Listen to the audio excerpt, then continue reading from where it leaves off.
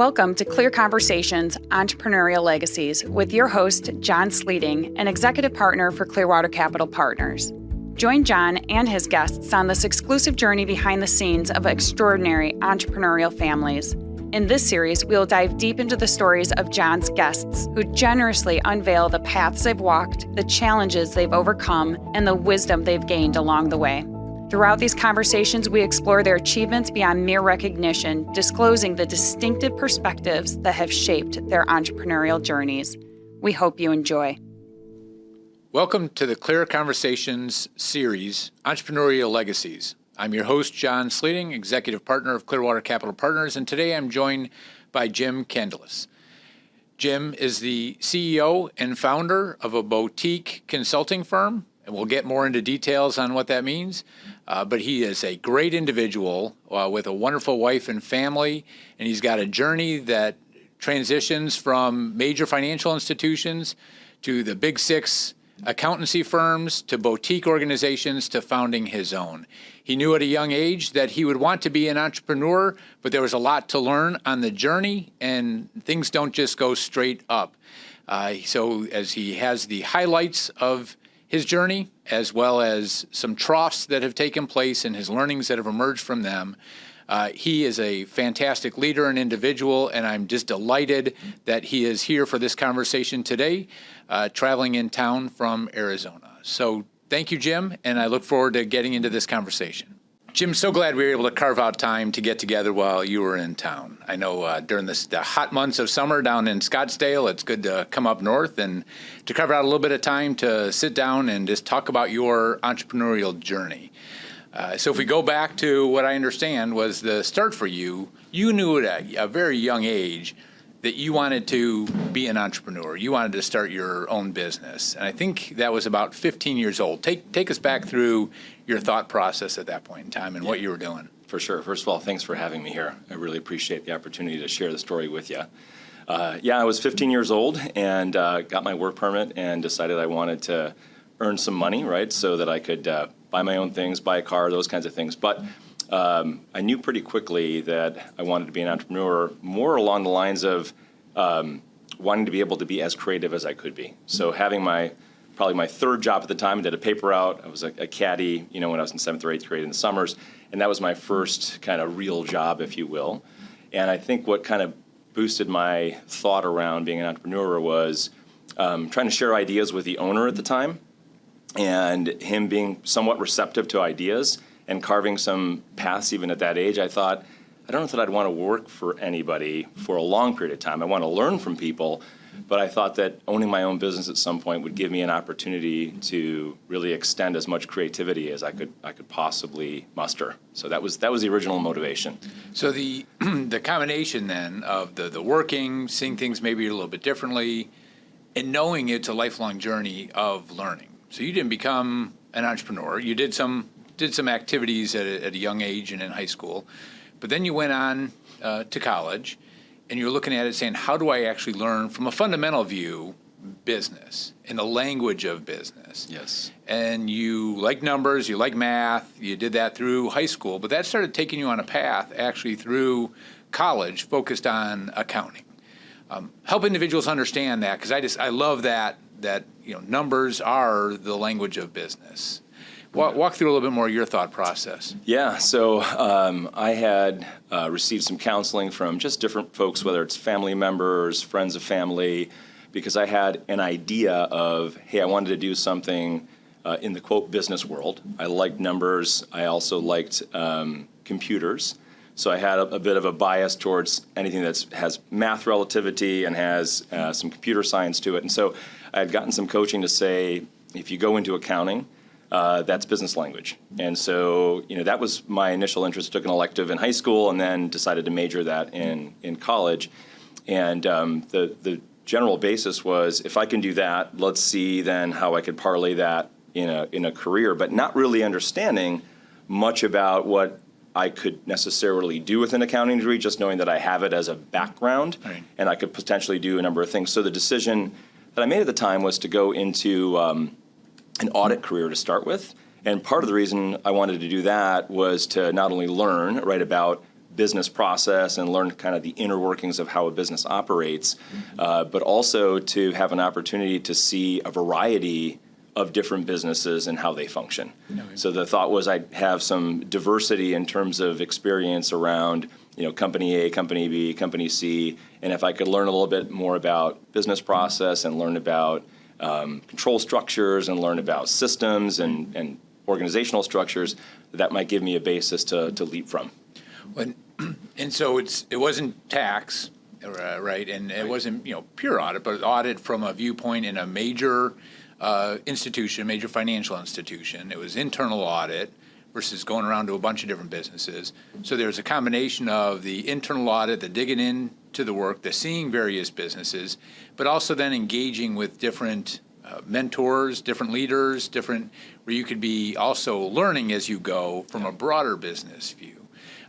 You sought out that mentorship. You sought out that leadership in terms of the combination of the numbers, but also what some people might call the soft stuff. They call it leadership, right? The human capital management and how you bring that together. How did you go about seeking that out as an auditor, right, in terms of looking out for the organization more broadly? Yeah, I, to your point, I learned a little bit before I chose a path around public accounting and the audit stream that would normally follow with that versus an internal audit role. And the feedback that I got at the time was the public accounting route would be pretty repetitive and probably take a little longer to get to learning, because we would be auditing cash and kind of going in that cycle over and over again. So a lot of the folks that I had talked to that had gone down that route had said that I'll learn, but I probably won't learn as fast going down that route as I would if I did internal audit. So it was a little bit of a gamble, right? I didn't really know what was on the other end of it, just took some advice. And so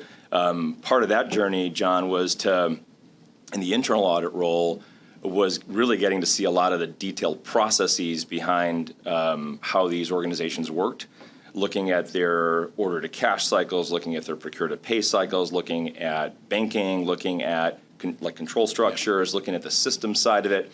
And so as I started to just get exposed to that, really not knowing what to expect, just getting exposed to it, quite frankly, when for me, my experience was entering into that, you just kind of get hit upside the head with, wow, this is complicated, or I don't understand any of this, right? So the mentorship aspect was just being humble and being able to go to somebody that you feel you can trust and just be honest about, I'm trying to keep up, I'm trying to learn, I'm trying to stay ahead, but I need some help, right? And just being open to that. Well, so it's fascinating to me, right? Because you take the financials and the language of business, the math behind it, the output, right? The inputs and the outputs that are there. So to be able to read an income statement, a balance sheet, a cash flow summary, and just being able to go through those, I don't know how you run an organization if you don't have the ability to dig into, or have a really good CFO alongside you, right?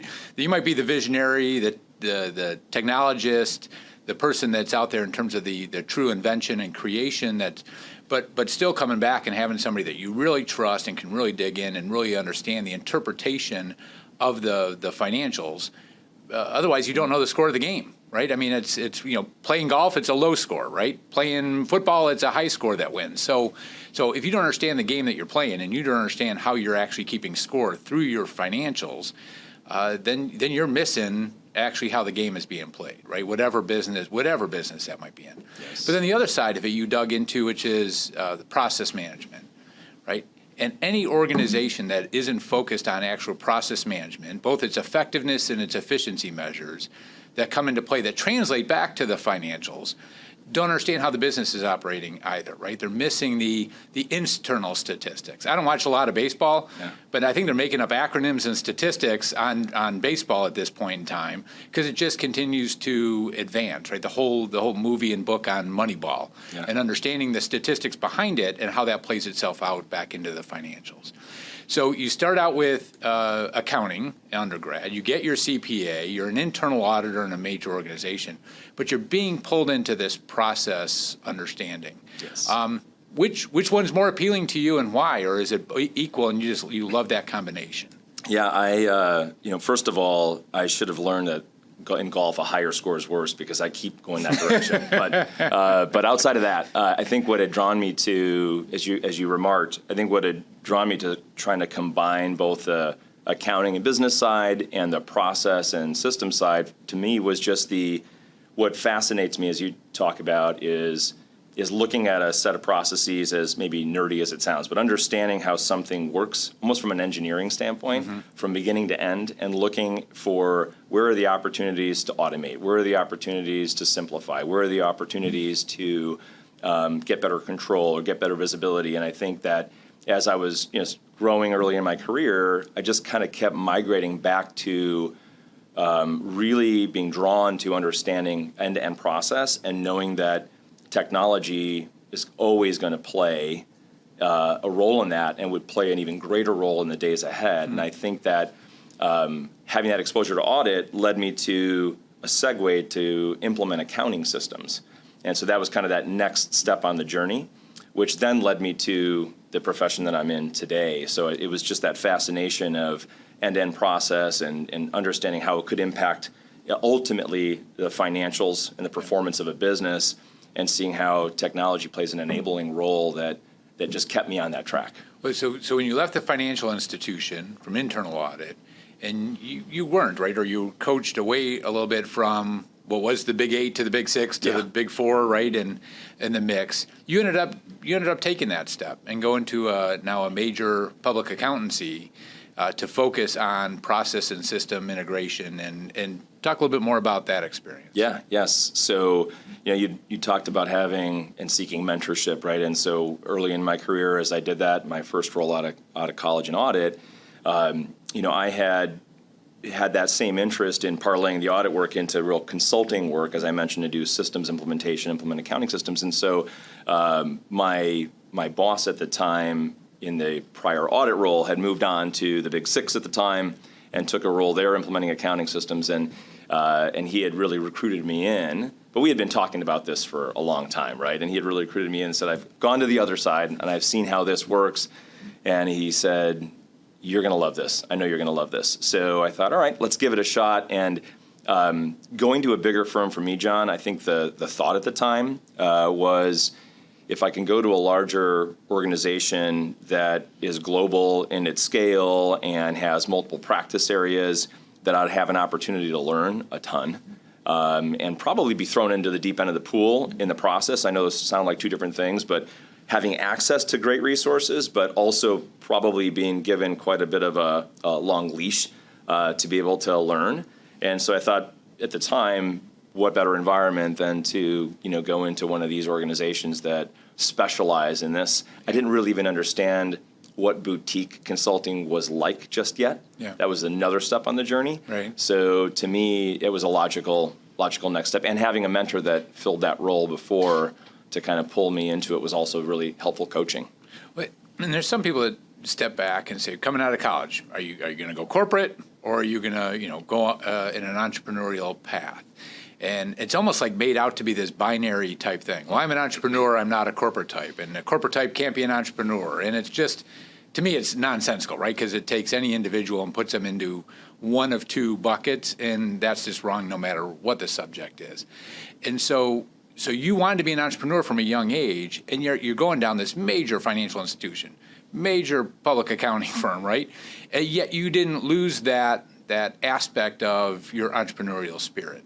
And you keep coming back to this, the learning, right? The building up your understanding, the building up the network, the systems, the financials, the process management, the evolution of technology. That is actually then creating the soil to eventually launch your own business. But you did have an interim step, one more step in the mix that was going to a smaller boutique firm, right? Now you're going from really big organizations, taking a step in that direction. So talk a little bit about those transition years before you actually launched Shelby. Yeah, for sure. So, as you mentioned, the idea of owning a business or launching a business at some point was always interesting to me. But I also, at least personally, felt that the best way to do that was to get an education, right, first, and be able to also come under other leadership to learn some of the what to do as well as some of the what not to do, right? And so on that journey, having, as you said, been exposed to internal audit, then being exposed to client-facing consulting work, implementing ERP at the time or accounting systems, that next step before starting my own business, like anything, I really think that God's part of it all, right? And I think even at a young age, just seeking where can I grow next? I still wasn't ready. So while I was why do you think you weren't? Why do you think you weren't I ready? felt like I wasn't ready because while I was being given an opportunity to learn a lot about how enterprises work and that the end-to-end systems and process, I was developing some subject matter expertise in that, but I didn't feel that I really understood how a business goes to market, or how a business, like in that, how sales function works, or how recruiting works, or how managing people from an HR perspective. I didn't really understand any of that because my focus had been so much on the internal workings of a business, and had been very client-oriented in that regard, and it had been more project and transformation-based, that I felt like all these other aspects I would eventually have to understand in order to start a business, at least get some frame of reference for. And so that's why I had not had quite the courage to start a business right after that, but I had an opportunity to work with a startup. So two founders had started a boutique consulting firm implementing accounting systems, and I had just been recruited from when they were maybe 5 or 6 people. Okay. And so I kind of looked at that at one hand and said, that's a crazy idea. Why would I do that? Right. And on the other hand, I looked at it and said, well, maybe this is exactly the opportunity I need, because as they were sharing with me, hey, we need a lot of people that are entrepreneurial. We need people that are going to be able to do things that are probably in advance of their career. And so I thought, why not take this shot? This might be an opportunity to learn how to be an entrepreneur while somebody else is helping to fund the infrastructure and can teach me a lot about what it is to grow a business, as these two founders had already started businesses before. So this was a second or third run at them starting a business. So I thought this would be an opportunity to learn from people who founded a business before. So going from major organizations to small, I can appreciate that, going from my GE Capital days, right, and going to where there's just a couple of us within Clearwater, back on the early days. It's a pretty dramatic shift culture-wise. So what did you learn through that progression from major institution, a lot of resources, training opportunities, and now being a team of 5, 6, 7 people when you started there? Right.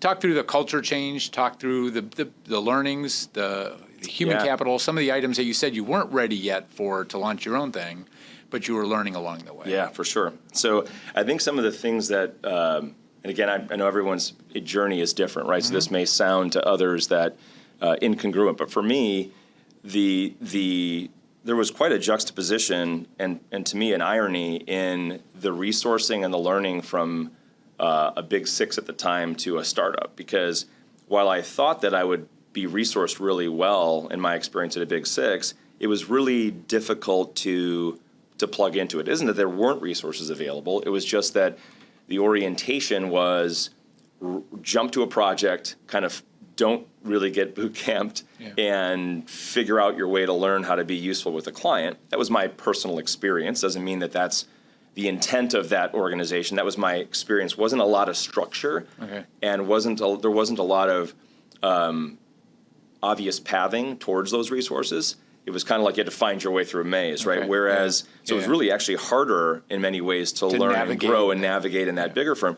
In the startup, what was interesting was you could extend your own creativity. So the notion was, if I'm going to go help a customer implement an accounting system and I'm working on this piece of software, it was really simple. Hey, can I go take a class at this college? Hey, can I go take a class over here? Yeah, sure, go ahead and do it.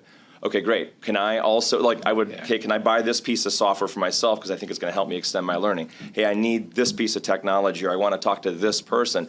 And it was just being able to start some freedom to make some choices and carve your own path, right? And I think that really gave me an opportunity to learn beyond what would be maybe more of a rote structured environment, right? Like, you can only grow this far in a year and then we'll review you. It was almost you grow as fast as you possibly can, and we'll support you as long as it's reasonable. Yeah. And you mentioned the individuals, the founders there that have done it a few times. and the capitalization of the balance sheet. So at a point in time you were there, you were looking at it saying, okay, I'm as ready as I'm going to be, right? And no one's ready, absolutely ready for everything, right? But you're as ready as you're going to be. You understand the financial side of it, the process. You've taken in some of these other learnings. What ended up being that transition point when you finally dove in to launch your own thing? Yeah, so what was interesting is that on that journey of being in that boutique, probably one of my biggest hang-ups was sales, the function of sales. And it's relevant because it's probably what I understood the least, and what put me in a place of trepidation in starting my own business. And being in that boutique, one of the catalysts for really starting my own business was those founders gave a few of us an opportunity to really get involved in sales, more as a technical or subject matter expert. Okay. So there was a sales representative or sales director, and then we would help those people as we went to look at helped in due diligence cycles and sales cycles. And I think what it really helped me look at launching the business was that after some time of managing projects and managing the delivery side of the business, I ended up spending more and more time managing or really helping the sales function. And as I put myself in that environment and put myself in a place of being uncomfortable, the more I put myself in a place of being uncomfortable, the more I really realized that to be effective, at least in my journey in sales, was just to be authentic about what you do. And since I had spent time in the field, being authentic about what we can and can't do in the field was really the best avenue in a sales function, right? To really just help guide and see if there's a fit. If there is, great. If there's not, there's not. But that runs counter to the current saying that a lot of people talk about. Well, fake it till you make it. Fake it till you make it, right? I mean, that's just and it ends up being a complete facade, and it might be authentic, right? Somebody might be faking it and being authentic about faking it, but that's not serving people. So how do you turn around and be authentic in that mode, especially within a sales relationship, because you're trying to serve, you're trying to solve problems for the people that you're serving, and you have to be authentic, and you have to get to a point where you're like, I don't have the answer to that, and I'm not going to fake it. Right. Help understand a little bit of your thought process. Yeah, well, that very point was also, I think, part of the fear that I had to work through, and why I had to go through the part of working for a boutique, another firm before I started my own company, because getting into some of those due diligence cycles or sales cycles and watching the sales professionals do just that, John, and then looking at that saying, I don't want to participate in it. Right? And it's not to disparage, it happens, right? And so looking at that and saying, you know what, there's another way to go about this, right? Either we can or can't help. At some point, a client has to take a leap of faith to work with you, or you have to take a leap of faith to work with them, right? And I looked at not just the sales cycle, but I think what I looked at as well was when we were implementing, I think we were doing a fine job of implementing a system. But what kind of catapulted me to want to start my own business, and I may be stealing a little bit of a future question, but is I felt that there's a lot of people that know how to implement a system, but not necessarily a lot of consultants that know how to drive business outcomes. And to me, that was the next step on the journey that I was fascinated about. Was you can learn how a system operates, you can learn a process, you can help a customer get an operating environment ready. Right. But there's a big difference between doing that and actually helping somebody achieve their financial results or control results or particular KPIs. And that to me was a largely missing element in the boutique that I was part of. Yeah. We talk about that as the client experience, right, in that relationship. And you can't afford to fake it. Right, I mean, I'd hope for our team, right?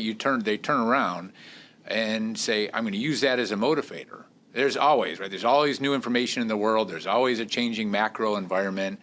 Every family member and every family is unique in how they approach things, and the questions that come up to continue to expand the value that we can bring back to people doesn't mean that we have all the answers. Right? Doesn't mean that we have it at the tip of our tongue in terms of how you handle every situation and scenario, but having that authenticity to say, yeah, I don't know, but I'm going to go find out. Yeah. And hopefully even better, right, is I'm finding out proactively in advance of the question even being raised and the motivators there, because it really does need to be the authenticity and not faking it till you make it, because that's not sustainable. That's not delivering value. It's delivering something else, right? And it's one of those items. It's just so foreign to my thought process that I can't even relate to that, because you want to go back and actually deliver true value, right? I think there's a commercial out there with consultants. We don't actually do what we say, right? I mean, we just propose. I'm not going to name anything, right? Right. But it's like, well, no, here's the theory behind it, right. but we don't actually do that. And it's like, well, no, you got to turn around and actually do this and create value beyond the system itself. So then you step into launching your own business. And then, like every entrepreneur, it's smooth sailing. Everything's up and to the right. Yeah. And that's just joking, right? For anybody, everybody knows that that's not the case. Jim, if you could just back up, explain what Shelby does. What is the Shelby organization about? Sure. Yeah, we are a management consulting firm that focuses solely in the world of business spend management. So what that really means is we come alongside organizations from Fortune 50 and 500s down to high growth companies, and we really help them manage all of the process, people, and systems infrastructure behind how they spend across the organization. So it really is an office of the CFO type of offering, and focused more in terms of how the organization would drive savings, drive compliance, drive visibility, and really just drive efficiencies in the business. So you step into that, you launch the business. How did that play out in those early days? Yeah, so I ended up launching the business with in 2002, and did it with a business partner at the time. And the interesting thing is, you talk about adversity that everybody faces, right? And the interesting thing was, as I started the business with a business partner, that initial thought on how we were going to organize responsibilities together and whatnot dissipated like within the first 3 or 4 months. So the very, very first hurdle was, I thought that I was going to help manage the delivery infrastructure kind of like I did before, and you were going to help manage the sales function, and I was going to help support that.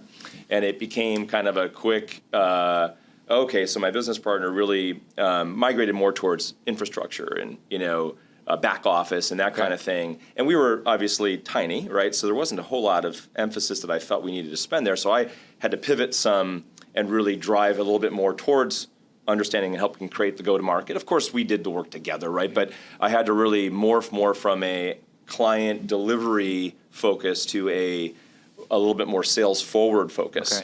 Okay. And while that was not a huge hurdle to begin with, that was probably one of the very first things I encountered was taking a little bit more ownership over go-to-market and sales versus in the past I was used to supporting that function but not having to be responsible for hitting certain metrics. And time frame, what year are we? This is 2002, fall of 2002. So right after tech imploded, yes. Right? And what happened both in the financial markets and a lot of washout that happened within tech, you're back into a technology process management consulting firm and coming out of the dust a bit of what happened in the couple years before that too. Yeah. So launching the business, having some of those early dynamics. How did that work in terms of the communication? It's one thing to be authentic and communicating with the customers, with suppliers, and how you do. But inside of the office, especially with business partners, how do you manage that communication, and how do you do that in tumultuous times? Yeah, it's very tempting, right, to react, and we're all humans, so that happens, right? I think what was probably one of my biggest pieces of learning early on with the conflict is to just look at things and say, what are the outcomes that we really need to drive, right, together as business partners, for growing the business, obviously for the client work, and I guess look at it more from the perspective of it's not about winning arguments, it's not about getting your pound of flesh, it's not about emoting, right? Although that is a natural thing in being human, but it's more about how do I focus on how to change the outcome rather than worry about what I want. Yeah. Right. And I'm imperfect, right? But it's more of it's a different orientation though, because I think instinctually you want to just debate what you feel strongly about to try to, to win the argument, so to speak, Right. instead of looking at it saying, I don't need to win any arguments. What I want is for the good of this company to advance. Yeah. So if that means I have to go a different route to get there, then I'm going to go a different route to get there. What would you say are some of the biggest differences going from the major organizations to even a boutique, smaller shop, to actually now, being the founder, and the pressure and the day-to-day and the weight that you even felt, even as a small organization, Yeah. right? And now you're a few hundred employees. Back then, you weren't. Right. But the weight of what you felt at that point in time is just as heavy as the weight you feel even today. That doesn't dissipate. That doesn't go away when you're the founder. But what were some of the those learnings and maybe even surprises that hit you in those first days? It's a great question. I think there's a number of things I could share there. I think probably the most important thing I learned, I'm going to answer it in a little bit of a roundabout way, John, and that is, I think the weight of having, in theory, really having everything rest on the founders at the beginning, because you don't have scale and you don't have a large team with you, and you're bootstrapping things, is that notion that there's no levee, there's no backstop, right? There's no kind of, in some ways, faceless company writing checks and backstopping things, right? And so I think the weight of that and the reality of that thrusts you into a completely different appetite for learning and growth. So to me, I guess what I mean by that more specifically is, I think my motivation, I always felt like I had pretty strong work ethic and watched that example growing up as well, but there's a different level of work ethic and motivation when you know that the difference between success and failure is not paying a mortgage, or having to go, figure out how to do something else, or go end up not living out your dream and having to go work for another company, right?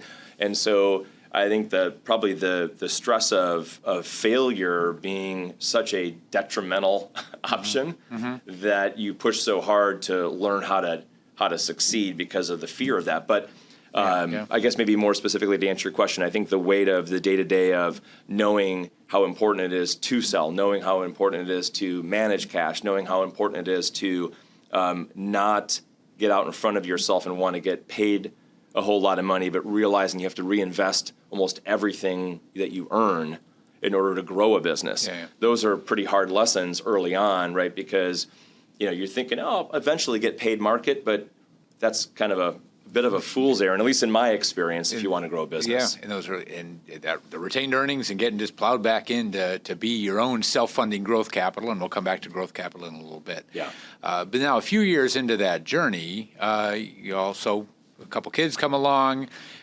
Did the weight shift again at that point in time? But now you're like, okay, it's not even you and Jessica, but now you've got kids, and now you've got your family you're looking out for, in addition to all your team members in the organization. How did things shift in the relationship and the home front as you were working on things in the office? Yeah, this may sound a little cheesy or cliche, but I think one of the things that's just such an absolute help and motivation for me, and just freedom for me, is that Jessica and I had talked about it even before we had kids. When we were first married, about the choice of a career path, if you will, and how important it is for me to want to own a business and to drive a business and that kind of thing. And so, but having her as a major encouragement and support for it has been absolutely critical, because anytime I needed to travel, which is frequently, anytime I needed to put in the extra hours, anytime I needed to just vent, about what's going on, or even ask for some feedback, right, from her, she already knew what I needed and had grown up in a family of entrepreneurs as well, so that kind of worked out. And I kind of knew what to expect, but her support was just so pivotal, because I'd seen and talked to other folks that had started their own businesses, and when the marriage setup isn't the same, it's really difficult. At least that's my understanding from other peers that have said that, that extra long work or the traveling or whatnot, that if the spouse isn't supporting that, it's so hard. So I know, again, it sounds a little cliche, but having her support and encouragement always gave me the freedom to then invest in the business. I still wanted to invest at home, of course, Right. but it gave me that freedom to not feel guilty or not feel like I was doing our marriage a disservice, to make those investments in the business. And I think as you asked the question about kids, to me, knowing that she was going to be, the CEO of the home front, gave me a lot of comfort as well. But to me, also, the success in the business was going to be pivotal to training the kids. Yeah. So whether it succeeded financially or not, or eventually was sold or not, it's just part of the journey. I think just the application and going after a dream and going after something of purpose was what I was hoping I'd be able to demonstrate to them over time. Yeah, and the aspect that it is a team sport, right? If you don't have support and a support network and people around you, especially your spouse, and even the kids, right? I mean, even to this point, I got a note from my son the other day, and he's like, "Hey, I'm really proud of you and what you've done." I mean, this is coming from my 28-year-old son, right?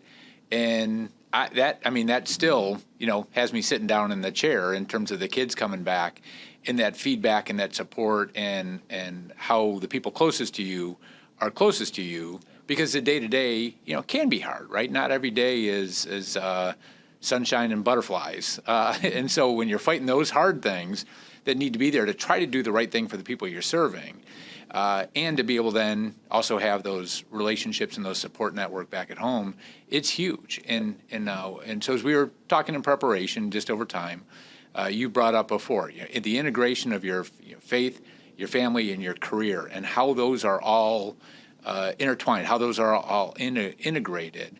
How do you take care of yourself, right? How do you make sure that those are in a healthy, and I don't like the term work-life balance, right? Because it's life, it's doing life, and you're trying to balance all of these things.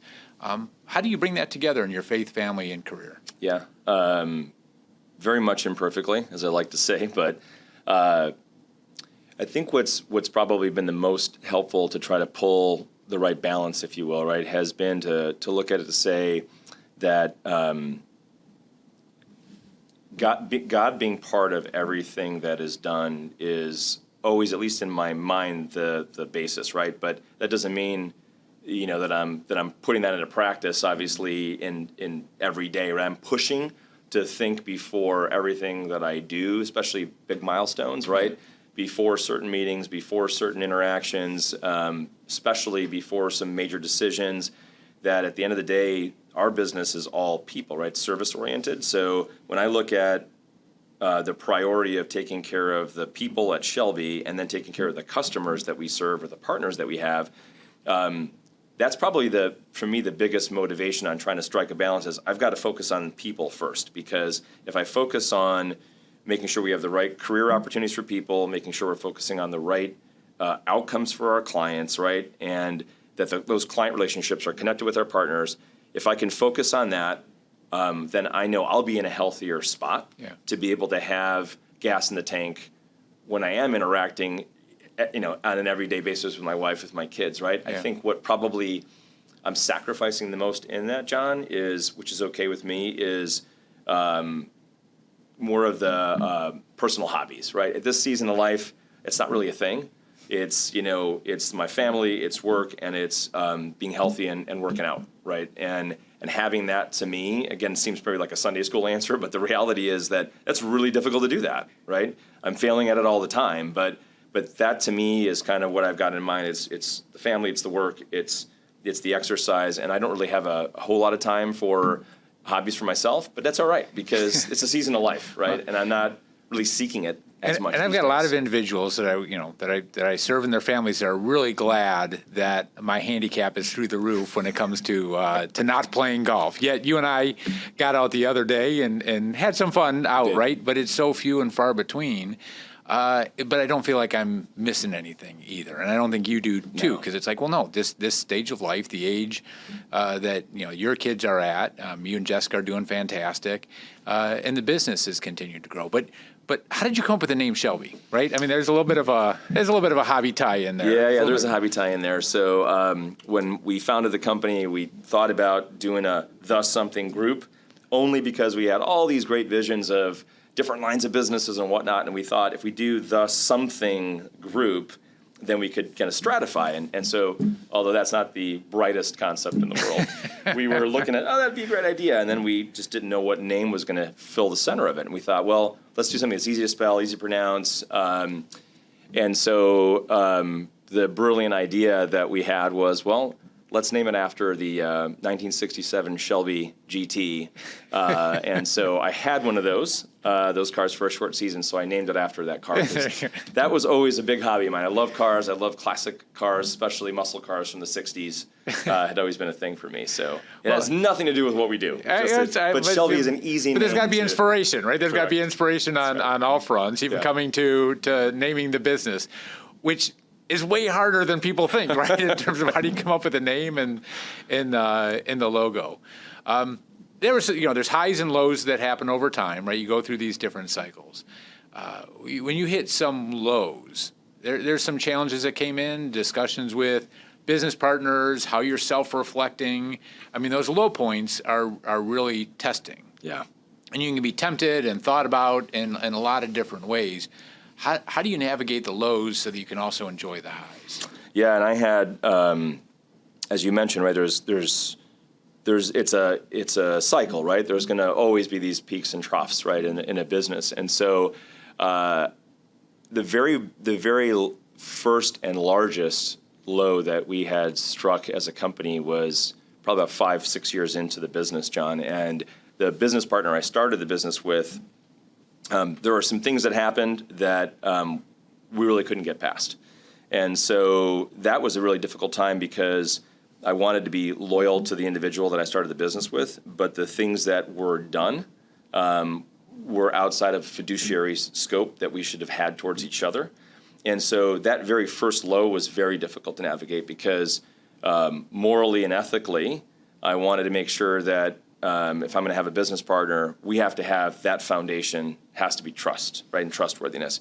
And we had gotten to the point where that didn't exist. So to get a business partner out of the business was extremely difficult. To do that in an honoring way, right, to do that in a way that wasn't selfish, right, but in a way that minded for the business, minded for our clients, but also gave him an opportunity to have a graceful exit was very difficult. And at that same time was where I brought in my second business partner, who was my business partner from 2007 to current day. Okay. And so that very first low was trying to figure out how do I honor a relationship that unfortunately was fractured, but then bring in a new relationship that could be based on hopefully a different level of trust at that time. And then that presents, of course, its own challenges down the road because any partnership, at least in my experience, and maybe I've got this wrong, but any partnership is just difficult to navigate. You're especially going to have, if you're two very leader-oriented mindsets, you're going to have differences of opinion, right? So navigating the friction and the vision and things like that always prove to be challenging. And I can certainly unpack that some as well. Yeah, there's individuals I work with, sole owner, right? They 100% owned within the family, and they still want a board around them to challenge the thought process, to come back and say, I don't have all the answers, right? And I think that comes with maturity. In the early days, you're doing every job, you're wearing every hat, you're dealing with everything. So even as a sole owner, okay, there's a little bit of an island that over time you need to start inviting more people into the island. Why? Because you want to be thinking differently, you want to be challenged. And that's true with partners, right? We're Clearwater Capital Partners. It's in our name in dealing with partners. And we don't all think the same. And if we did, then I think that would actually be a problem. We'd be missing something in the ability. And so that you're introducing in a challenge. But I think a level of call it maturity, call it emotional intelligence, calling it strategic in terms of saying, I can't possibly have the answers to everything. How do we come together? But I know a byproduct of that is friction. It just happens. Yeah. And so how do you respect and honor others, especially in the challenging times? It's easy, right? When the numbers are all up and to the right and it feels really good, you can look past certain things. But when the challenges come into place and you have different perspectives, that can be hard. And so you have to have grace in that. You have to come back, and then how do you respect and have the integrity, right? That authenticity too, with the individual to share how you're feeling, share your frustration, share your perspective, and then also for me, closing my mouth, right, and listening and taking in, and being there of going, I'm just humble enough that I can learn from everybody around the table and how to approach, right, and striving for that. Easier said than done, right? We've got to do that within our households, but also within our organizations. And then you end up moving forward and looking at that, and not only having partner involved in a growing organization and the success that you're realizing, you also look at it and you're like, we need an infusion of growth capital into the business. And everyone's got their different views, right? If I use the term private equity, I'm sure everyone reacts in different ways. It's fantastic, it's terrible, it's don't take their money. It's great because they're aligned with the thought process in terms of what we're trying to do. So independent of what may be out there in different perspectives, how are you thinking about this with your business partner and the organization, and wanting to grow, and then the engagement with private equity and growth capital coming into it, with still very active roles in the leadership in the business and the partnership that's there? It wasn't an outright monetization event, but it's growth capital that came in. Go walk through that process and the dialogue. Yeah. So my business partner and I certainly both had the mindset that we talked about a little bit earlier, which is, in growing a business, one of the things he had shared with me early on, I learned a ton from him in the journey, right? And that was, you can run a lifestyle business or you can run a business, right? And to me, early on in listening to that, the notion would be that lifestyle business would be, you take as much money as you can out of the business, right? And you kind of wash, rinse, and repeat. And there are certain business models that are oriented that way, but that wasn't the decision we made. The decision we made was, we want to run a business. And we are interested in providing outcomes for clients. We're interested in growing opportunity for people. And again, I know that sounds like a commercial, but the reality is, what that entails, as you know, is that means as an owner, you're not taking a large sums of compensation. You're taking as little as you can to provide, to your point, those earnings to go back to invest in the organization. And so the challenge with that, of course, is that the pace of growth, at least in our experience, was slower than what we wanted compared to the market opportunity. So in other words, if organic growth could provide us with, and I'm just going to make numbers up, a 10% growth a year, we felt that the marketplace that we were operating in for helping organizations with their enterprise business spend management objectives, that market opportunity was much greater, meaning we could go capture a much larger part of the market if we were able to hire and train and retain in advance, if we were able to come up with some complementary digital assets to our software partners, if we were able to create some other service lines in our consulting business, we felt we could be more effective in the market and capture a larger market share. So to us, the motivation was, we already know we're in an investment type of a business, but we didn't feel that the pace that we were growing at would allow us to get that market result. And so we looked at it and said, let's go find a partner that we could work with, a private equity partner that would allow us as owners to really continue to drive the vision that we have. Yeah. And absolutely, we know they'd have some involvement, but find a private equity firm that would be very owner-backed. Yeah. So not necessarily running their playbook, but really supporting the owners. And we were fortunate enough to find a firm that did just that. Yeah.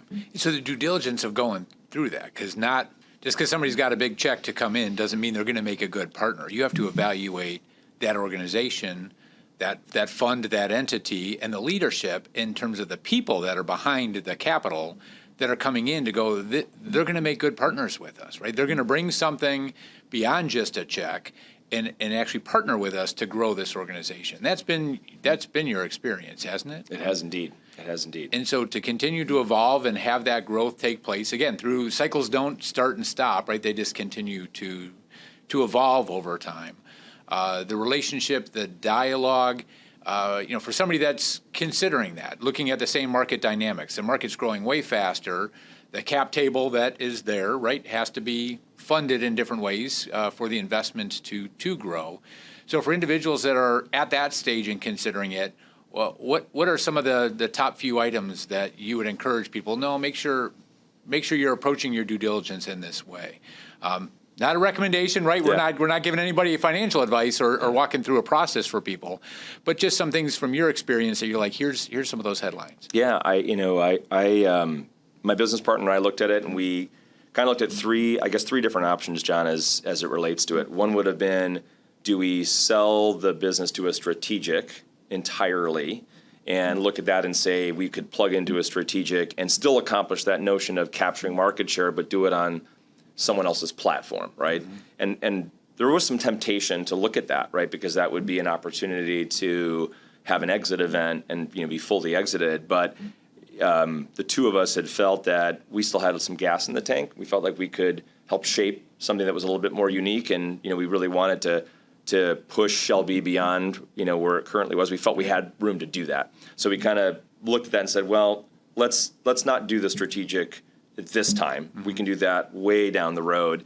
So the next option that we really had was in private equity. We found it to kind of be two different paths, probably or more, but the two we found were what we just spoke of, which is finding a private equity partner that would back the owners and largely allow us to extend our vision and execute against it, right?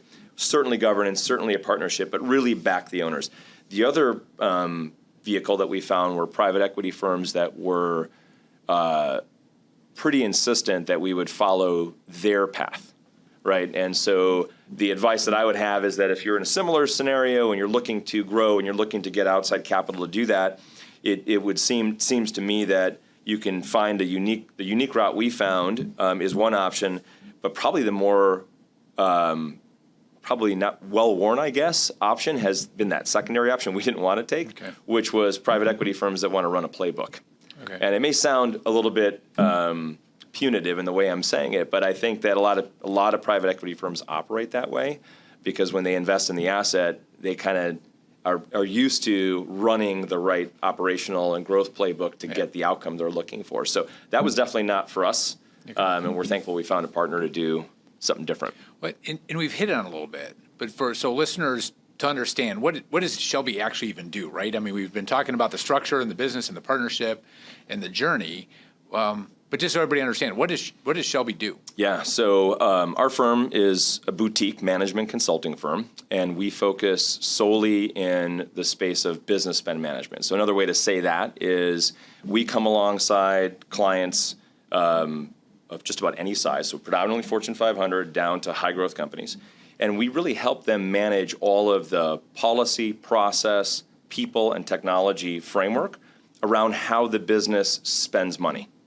So a very simple example with that, right, would be you're a Fortune 500 company like GE, where you used to work for, right, and they buy all kinds of categories, right? They buy IT, they buy real estate, they buy facilities, right? They buy office supplies, they buy any number of things. We help those companies with the entirety of their source to payment life cycle and how they negotiate, right, and buy and operate against that spend. And that's all we've focused on and what we continue to focus on today. Primarily in the U.S., but also international projects? Yes. So our go-to-market has been driven out of the U.S., but over the last, it's 21 years now, but even over the last decade, I would say that we've probably helped about 400 clients now, probably over the last decade to 12 years. And of that, probably 2/3 of those are global scale. So they're organizations that many have been headquartered out of the United States, but their operations extend through UK and I, Europe, Asia, et cetera, right? And so our scope of work would then extend across the globe to help them with their enterprise spend management objectives globally. And so you're helping everyone else work on these things. You have the growing value of this asset that's on your personal balance sheet, which is the financial success, right, that you're realizing, which then requires you to also pay attention and have discussions with Jessica and considering your family, how you think about the estate strategy and the financial planning. And how, as you dove into that, what are some lessons learned on that side of the ledger that you learned were aha moments as you explored and thinking about getting your affairs in order, so to speak, on the legal and tax front? Well, one of the things that probably hit me early on was that when owning your own business, oftentimes you're going to focus on that business and not necessarily focus on yourself, right? Mm-hmm. And so, and not even from the perspective of sounding like it's altruistic. It's just the notion of your head's over here, right? Mm-hmm. Focusing on that, and not enough time is really spent, to your point, kind of planning out the future because everything seems to be tied up in that business, right? And so I think a few of the ahas, John, quite frankly, were just conversations that you and I had after the private equity investment that we took on, and to say, okay, we're going to grow Shelby, but way down the road, how do we plan appropriately for my equity stake in the business? How do we plan for just overall estate, right? And what happens if something happens to me? What if I become disabled? What if I if I die young? How does this all work for the family, for Jessica, for the kids? And really just give a lot more specificity and detailed estate planning and a strategy, right, to begin to work against. It was, quite frankly, for me, a bit overwhelming to even think about. And so it's the very things that you brought to my attention early on in our relationship, outside of just investments, right? How do we approach this? Yeah, there's a lot of entrepreneurs that we engage with that they look at it in the business and the value of the asset of the business. It's almost like monopoly money, right? As one person puts it. It's like when it's monopoly, it's not real. It's like, well, it's absolutely real in the IRS's eyes, right? I mean, it's absolutely value that's there, and because it's illiquid, there's special considerations that have to come into play regarding liquidity back for Jessica, for the kids, and how if something was to happen, and then how you start migrating from creating liquidity towards potentially, a future liquidity event or events that take place in the engagement that's there. And so there's just so many individuals to say early on, right? Start thinking about this asset on the balance sheet. Start exploring these topics, and you can't start that soon enough. But it's the tyranny of the urgent, right? And the urgent ends up always in the business, but the very important, even when it's your family, sometimes these matters. They just don't rise to the top until they need to. So the encouragement is always start that conversation sooner, and as I think in our discussions over time, it's also an over time. It doesn't end. It's not a set of documents from the attorney, right, or a tax return that comes in or a gift return that comes in, but how you are now actively managing the dynamic that's there back in the family, because the family starts turning into an enterprise into itself. So how have your and Jessica's conversations even evolved over time on that subject? Yeah, the conversations that we've been having have been a lot more, to your point, oriented around probably more the equipping. How do we equip our kids to, and that's going to be over time, right? But how do we equip our kids so that they can be responsible should, down the road, this illiquid become liquid, right? How do we equip our kids to then be stewards of that? And again, it's not a Sunday school answer. That is not something you're going to solve overnight, right? Right. But how do we raise them in a way so that they have understanding, and how do we raise them in a way that they could leverage that down the road, certainly for family, but also even in terms of how they would steward that money and where God would lead them, right, to be able to invest those dollars in the right organizations, right, from a charitable perspective.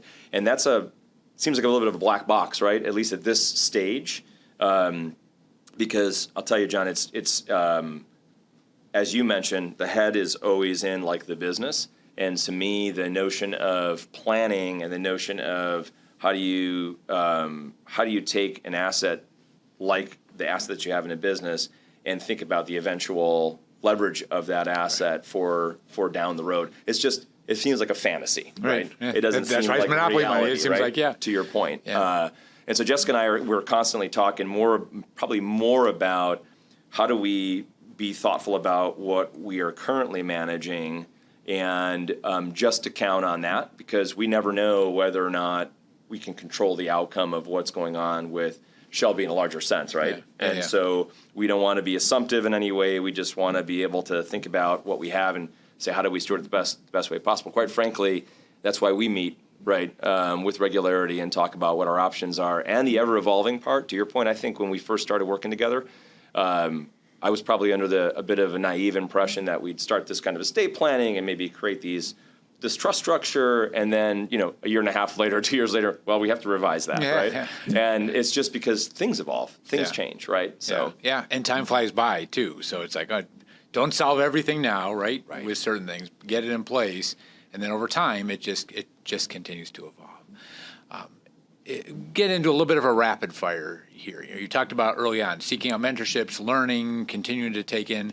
Is there a favorite book that you have? You step back and be like, yeah, this is a good read.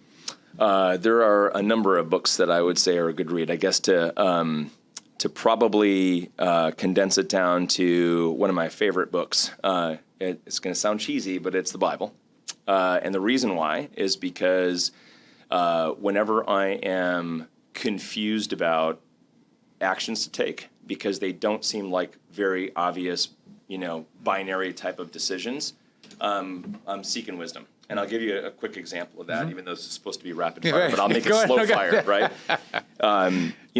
We're operating in a society that is complicated, right? And being in a people business and having a consulting firm, there's a lot of different voices in our company that want to be heard, right? And to try to live out your faith, which in my understanding is all about, God's love for humanity and God's plan for, salvation of humanity, and to really try to understand the needs of people when you can't relate to them specifically, right? Mm-hmm. So I can't identify with an individual because I'm not in that same place on their journey, but can I have empathy for that individual, and what would God's design be? And I'll give you a very real example of that. We had employees that wanted employee resource groups, right? And I didn't really understand what that meant, but I wanted to make sure people's voices were heard, and they had an opportunity and an infrastructure, right, and a facility to be able to have what they were looking for, right? But that's a good example of, like, if you look about what business books to read, I'm sure others would tell you it's good to great and it's this and that, and that's great from a business perspective. But for me, the hardest things have not necessarily been what is our next move to a service offering or what's our next move to a go-to-market, while challenging as it is. The empathy and the ethics and the knowing how to give people the best opportunity has been the hardest challenge. Yeah. Absolutely the hardest challenge. And I get repetitive in these different sessions, because it is the intellectual capital development, right? From you in school and getting your CPA and the different journey that you were on, developing your intellectual capital to convert to your time and your human capital, but then working with individuals. And it is cliche that the greatest asset is the people, but in the end, all you have is human capital and financial capital anyway, right? Yep. And you got the infusion of the financial capital to continue to grow and add people on the human capital side. But if you're not spending the time with them, developing them, challenging them to be the best version that they can be, having them play to their strengths with where they're at and the totality of who they are, right? You're completely missing, because they're ultimately the ones that are out with the customers and the integrations and the systems that you're putting in place. And if they're not in a great culture, that's probably a whole separate discussion. Right. If they're not in a great culture, that's not happening, and the customers are going to feel it, and then everything can downward spiral from that point. Absolutely spot on. And I would say that that is probably the most important focus. Is if the folks in the organization feel like they have opportunity, they have a voice, they have a path, that's probably the biggest reward, even outside of the financial stuff. Financial is great. You want it. You need it, right? You can't run a business without it. But I think seeing people be in a place where they're excited to be in the culture, they're excited to learn and grow, they feel like they have a home to do that, that's probably the most rewarding thing that I never even initially planned on. Right? I think as I've gotten older and the years have added on, I have really, really enjoyed seeing that culture and that almost fraternal in some ways, right? Culture at Shelby and watching that thrive. Yeah, and that evolved. And then as the kids are getting older, it's happening at home, it's happening in the office, and you're like, okay, there's challenges in life, but life can be really good too in the journey that you're on. At dinner the other night, you sold me on going to the Greek islands for vacation, so I'm not even ask that question at this point in time in terms of favorite location. Because, so Melissa and I were going through, it's like, oh my gosh, look at this. And look. Can't go wrong. So for listeners to know, take a look at the Greek islands as maybe a next vacation place. Got me sold on that too. Jim, thank you so much for being here. Closing thoughts encouragement, challenge, inspiration to people that are listening in? Yeah, I would say that for those that are listening in, maybe even for those that have an entrepreneurial bent, that even though we are in 21 years ago, the economy, the macro environment was different than it is today. And I think there's a lot of individuals who maybe want to start businesses that are reticent to do it because they're afraid of tax code, or they're afraid of regulatory, or they're afraid of just all the macro environmental downward pressure on them. And I would say that I would encourage you to take that leap of faith. Be prepared, obviously, as best you can, but take that leap of faith. And some of that is because I still look at this country that we live in and feel like it is the absolute best country to live in, right? Mm-hmm. And providing the opportunity to go out and live your dream, right? And they may sound cheesy, but there are plenty of resources and plenty of good people to connect with. You just got to look for it.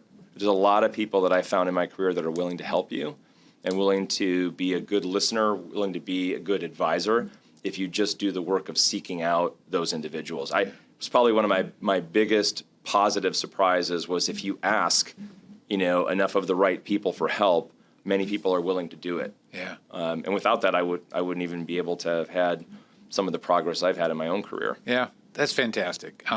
It's encouraging, it's inspirational, it's challenging, it's not easy, but you're in a great place, and it'll be really interesting to see how Shelby continues to evolve, the kids grow up, your family. I love our relationship. Thank you so much for spending time with me today here. For listeners, if you want to continue the conversation, please reach out to us at clearconversations@ccpwealth.com. Thank you for joining us today, and have a wonderful week. Thank you, John.